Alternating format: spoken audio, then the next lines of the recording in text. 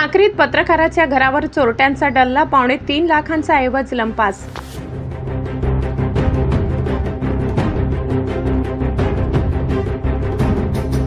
मुकुंदनगरात धाडसी घरफोडीने खळबळ, सोन्याचे दागिने, कॅमेरा आणि रोकड चोरी।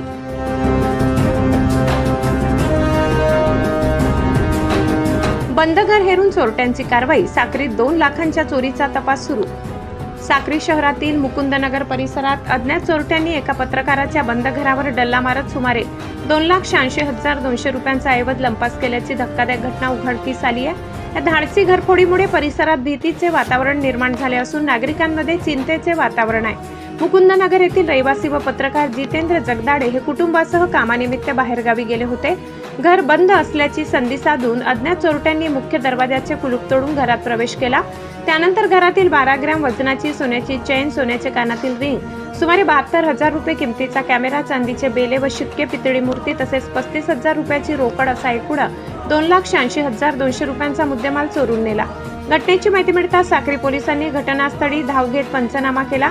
तसेच धुळे येथून श्वान पथक, फॉरेन्सिक इन्व्हेस्टिगेशन पथकाला पाचारण करण्यात आले। पथकाने घटनास्थळावरून फिंगरप्रिंट्स आणि इतर तांत्रिक पुरावे संकलित केले असून चोरीचा छडा लावण्यासाठी तपासाची चक्रे वेगाने फिरवली आहेत। दरम्यान शहरात वाढत्या चोरीच्या घटनांमुळे नागरिकांमध्ये असुरक्षिततेची भावना निर्माण झाली असून रात्रीची पोलीस गस्त वाढवून संशयितांवर कडक नजर ठेवावी अशी मागणी स्थानिक नागरिकांकडून करण्यात येत आहे। साक्री पोलीस या प्रकरणाचा पुढील तपास करीत आहेत।